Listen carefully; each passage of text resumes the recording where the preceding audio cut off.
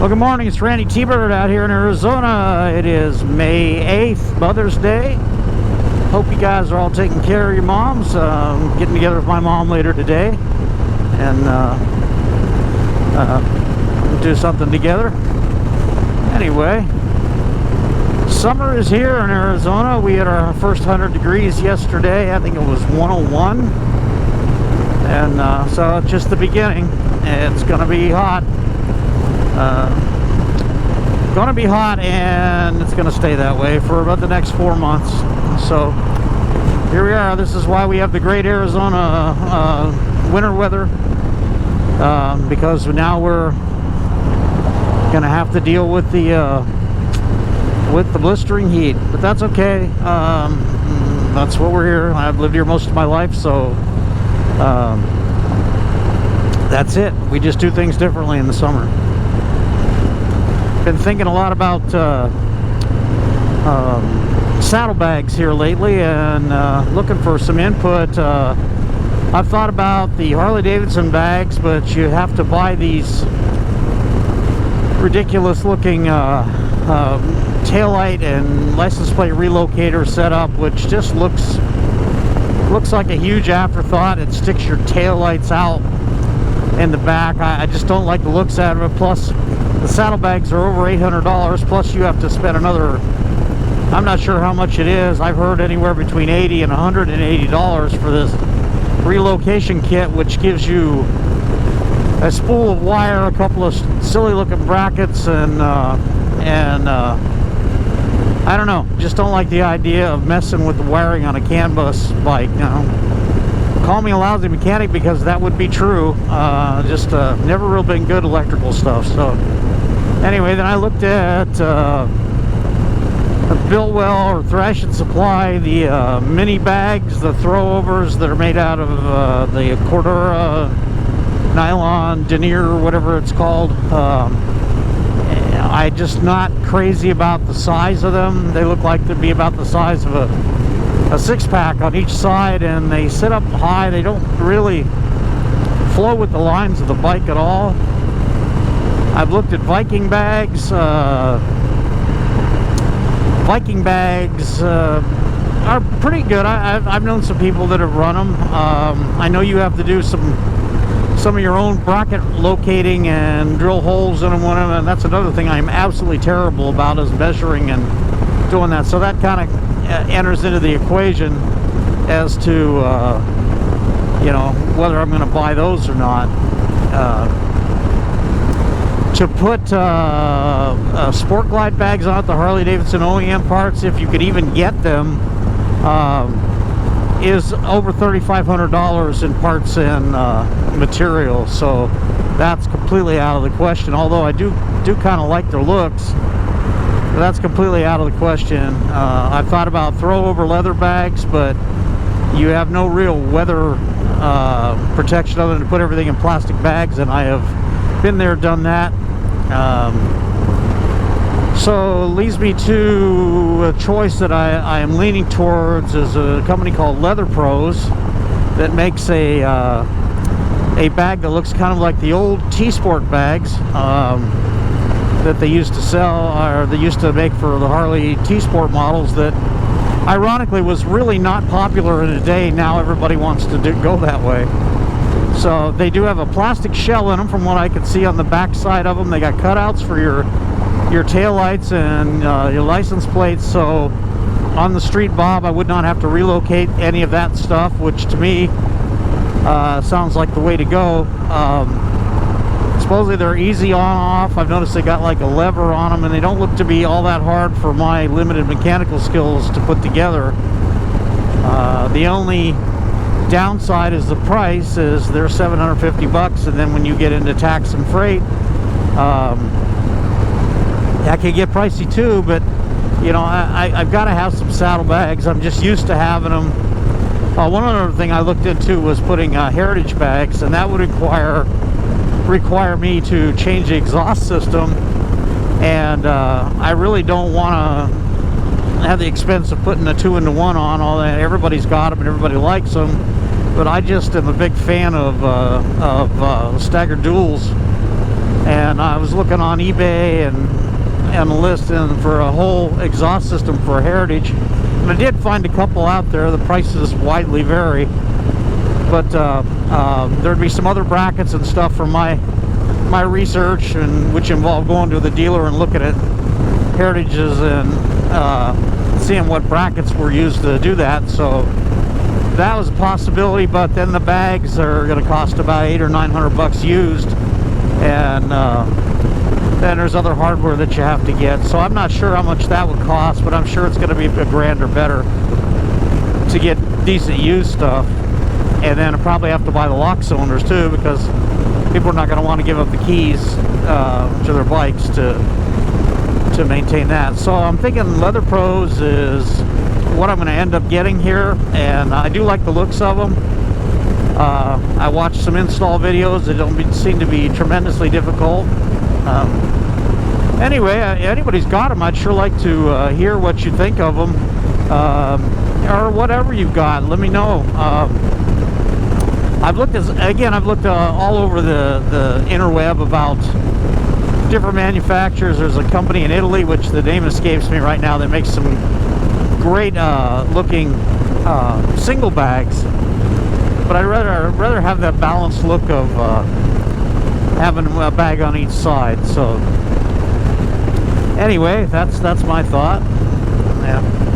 Of course, when I'm thinking about getting something expensive for the bike, immediately we have issues. Our TV died on us about a month and a half ago, so that was something we had to buy. And now, just yesterday, our dryer died. So now I think we're just gonna buy used. You know, dryers. You know, I could buy a used one for 120 or 30 bucks, and now the new ones have gotten really expensive, and I'd heard that was happening, and just to replace the one we had, the same one, would be about $200 to $300 more than it was when we bought it 5-6 years ago. Which brings me to another point, is I had a GE washer and dryer that I bought, oh my god, 20 some odd years, 25 years ago. It lasted 20 years and still worked pretty well. I didn't have to do anything to them. When we moved out of the place, the people that moved in wanted them, and so we left them and bought new ones. We bought these Samsungs, and they're about 6 or maybe 7 years old, and the dryer has already packed it in. So not real impressed with that. So it's just everything is so disposable these days, and I mean, it's not like they're cheap either. You know, it's just, we bought a set, and I think it was about $950 or something like that back then, but now that same set would cost you about $1,500. You know, it's just weird lately that yeah, things have just started to go kaput at the house. So the TV was a big surprise. One day it worked, the next day it didn't. So God only knows what happened to that. But the irony there is that I actually got a much bigger, better TV for less money than we paid for the last one, which has been a continual thing. That's one thing about when flat screens first came out, they were really expensive, and you could still buy a real expensive one, but we got a really nice TV for $400 that has a lot of nice features on it, and it's much bigger. Got a little hot rod Sportster there, a little chopper. But anyway, that's that. So, and other than that, I'm just out for a ride. On Sunday morning, I was out running around town on the Sportster yesterday, and just kind of hanging out. Didn't do any video. I really didn't go anywhere exciting. I just was all kind of local stuff. Went down bike shop, and actually got to see the new Sportster Nighster. That's actually a pretty nice bike. I sat on it. It needs higher bars, which, me being used to tall bars, it felt a little low. But you know, Harley's going to take care of that, because they make a million things for everything, and big ways to capture your money. But you know, that's kind of why people are in business, is to sell things. So it had a nice feel to it. Super light. I almost threw it off over on its side when I got on it. the salesman just smiled and looked at me and he goes, "Light, huh?" And I said, "Yeah, I'll bet you it's at least 70, 80 pounds lighter than the older Sportster, and supposedly it's sub 500 pounds. And I tell you what, it feels like it. It has a very low center of gravity feel to it, and you know, it doesn't really have a traditional gas tank. The gas tank's under the seat. And while some people would have an issue with that, BMWs and other bikes have had that for a while on some of their models, and V-Rods had the gas tank under the seat.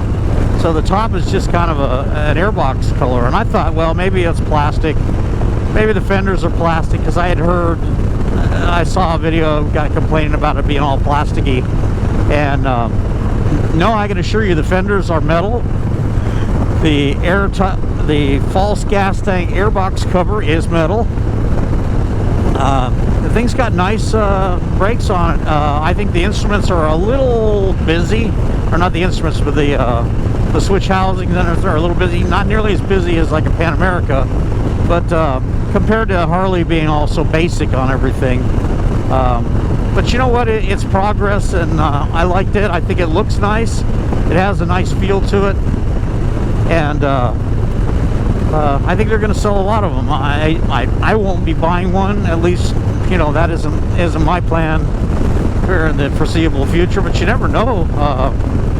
I think they ought to make a hot rod version with the 1250, and yeah, I know they already make the Sportster S, but in a more of the traditional package with maybe dual discs and everything on it. And you know, you never know. Harley's always got something up their sleeve, something in plans, or they do that stuff to keep us all hooked, don't they? Anyway, pretty nice day. It's going to be 101 again today, I guess, and we're going to have 105 next week, so summer is upon us.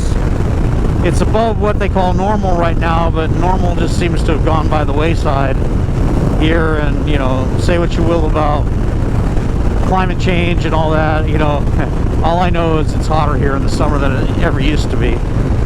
So anyway, but it's still nice in the mornings. I mean, the air feels really good right now. It's probably 8:30 this morning. Got out a little bit later than I wanted to, but you know, I had some things to deal with, like broken dryers. And but no, it's pretty nice out yet still, and the evenings are really nice. We went to a car show last night that was a bit of a bust. There were a couple nice cars there, and if you saw my Instagram, there was a guy there that had a 1980 or 81 KZ1000 that had turbo on it, and man, this guy had done some amazing work to that bike, so that was interesting. That was probably the highlight of that show. And then we had some dinner and went home, and that was that. So long day for that, but I got out earlier in the day on the Sportster and did my my usual Saturday, go to the shops, see what's new, and you know, check out the bikes, and you know, shit I like to do. So anyway, this is Randytbird. I'm making a relatively short ride today because I have to deal with that dryer situation. But I definitely going to get out and got to keep my priorities there in order. You know, got to get out on the bike. So anyway, and got to be doing some stuff with Mom later today. So going to be a busy day. This is Randytbird out here in Arizona. I want to thank you all who have subscribed, and those who haven't subscribed, please do. It's easy, it's painless, and it's free, and there's not a whole lot of things free in this world anymore that you can do. So it's free, and I try to keep you entertained, and looking forward to your comments on saddlebags for street bobs for you guys that ride them. And I'm referring to the 2018 or newer street bobs, the Softail street bobs. Pretty much know about the older Dynas, which I don't have one anymore, so you know. Anyway, this is Randytbird out in here, Arizona, and I appreciate you watching. Don't forget to share and like. Talk to you later.